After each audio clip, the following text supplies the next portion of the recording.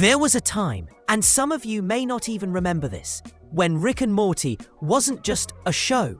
It was the show. It was smart, weird, hilarious, and somehow heartfelt. But now it's just a shadow of what it used to be. A hollow shell, a cautionary tale, a tragedy. So today, let's talk about it. Let's dive into how Rick and Morty became irrelevant. Back in those first 3 seasons, the show wasn't just good, it was special. It blended outrageous sci-fi absurdity with surprisingly deep emotional moments.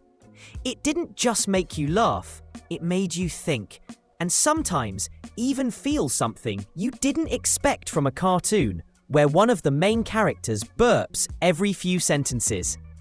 Season 1 was the perfect introduction to the chaos.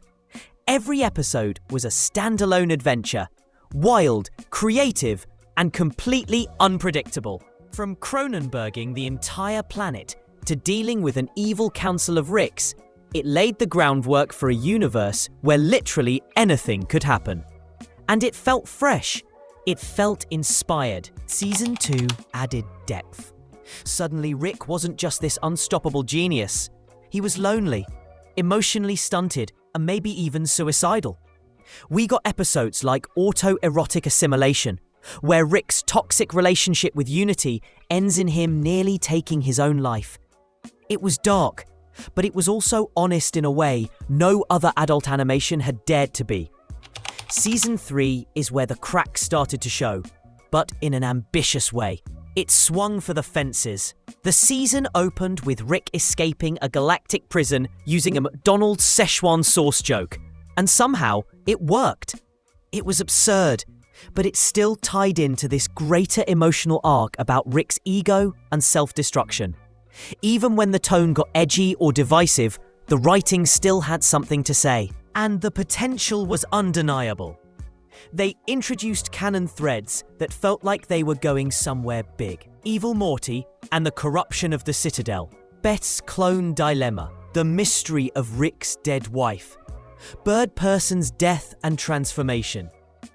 It felt like every joke, every twist, every character moment was setting up something larger. A payoff that was going to be massive. Maybe even historic. We weren't just laughing, we were investing. In the story, in the characters, in the idea that this insane show about a drunk scientist and his grandson might actually be building towards something profound. For a while, Rick and Morty felt like the rare show that could do everything. And then something changed. So what happened? After 3 seasons of tight writing, evolving characters, and world building that hinted at something epic, Rick and Morty began to crack. Season 4 arrived, and it was the first time fans felt that sinking feeling. That, wait, was that it? Moment. Like a party that went 1 hour too long. The jokes felt flatter. The stories less inspired. And worse, the emotional threads we'd been following for years, they either vanished or got resolved in the most half-assed way imaginable. Let's talk about consequences, because this is where the show really lost its soul. Remember when Rick gave Beth the choice to clone herself so she could live out her dreams? The show made this huge deal out of not revealing which Beth was the real one. It was mysterious, intriguing, and ripe for character development. Then, a season later, Space Beth shows up. And the answer is just, who knows? Doesn't matter. Let's go shoot stuff. It had no emotional impact. No fallout. Just more noise. Or Bird Person his death in Season 2 was a gut punch. A moment that made you pause. Then, 2 seasons later, Rick goes into his brain. They share a flashback or two, and boom! Bird Person's alive again, ready to show up in background gags and filler episodes. Like nothing happened. It's this constant tease and abandon that killed the show's momentum. They'd set up canon, emotional weight, or moral complexity, then immediately hit reset, like none of it mattered. and it only got worse. In Season 5, we finally see Evil Morty again, the single most compelling storyline in the entire series. And what do we get? A rushed exposition dump about the central finite curve, and some half-baked metaphor about breaking free of Rick's limitations. No stakes, no clarity, no satisfying payoff. Evil Morty rips a hole in the multiverse, and in the very next season, it's already fixed. Rick's portal gun breaks and is casually repaired off-screen. Like, why even bother? It's like watching a show, actively trying to kill its own mystique. And all that story building we were emotionally invested in, it just gets swept aside for increasingly unfunny one-off gags and lazy side character episodes. Oh, and about those side characters, let's talk about Air Force Wong. An entire episode centered around Rick's therapist dating the president. A character that was literally created as a joke now has an arc longer than actual members of the Smith family. Why? The show began focusing more and more on background characters like Space Beth, the talking car, and even the effing US president, while Rick and Morty, the actual stars of the show, became side pieces in their own story. It's like the writers forgot what we were actually tuning in for. We wanted Rick and Morty, not Space Beth, not Dr. Wong, not President Meta Cameo.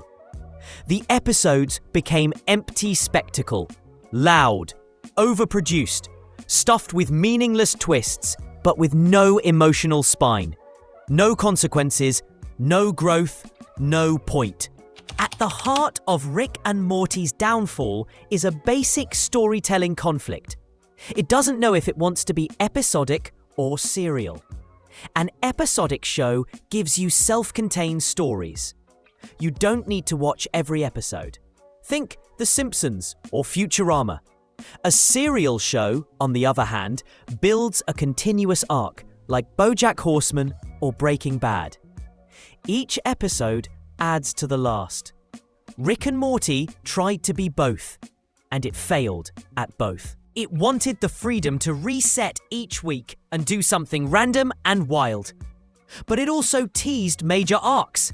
Evil Morty, Clone Beth, Rick's tragic past. When you flirt with serialized storytelling, you're promising emotional payoffs, character growth, resolution. But Rick and Morty never delivers those payoffs. It starts something big, then either ignores it or undermines it with a meta joke or a throwaway line. The result? A show that constantly resets itself but still expects us to care deeply. That's what I call episodic serial dissonance. And it's what ripped the heart out of this show. As the seasons dragged on, the symptoms of decay became impossible to ignore. The jokes stopped landing. The plots became weird for weird's sake. The emotional arcs? Practically non-existent. They even started recycling old episode formats, but worse. Interdimensional cable became random clips with no punchline.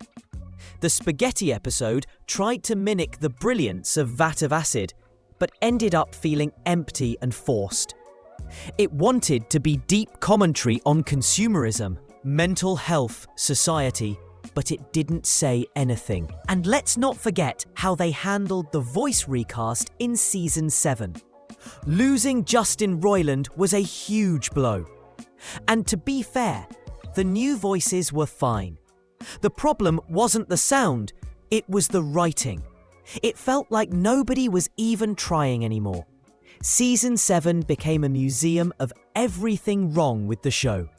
It wasn't just unfunny, it was lifeless. And yet, I'm still gonna watch Season 8. Not because I think Rick and Morty has been good lately. Not because I expect some miraculous return to form. But because I remember how good it used to be. Those first 3 seasons, they weren't just great television. They meant something to people. They were clever, raw, honest, creative, and maybe, just maybe, the show can find its voice again. Strip away the noise, focus on character, tell stories that matter. It's a long shot, but I want to believe, because as much as Rick and Morty let us down, we keep coming back, not for the nihilism, but for the hope that in the chaos, something real might still be hiding underneath. Rick and Morty lost its way.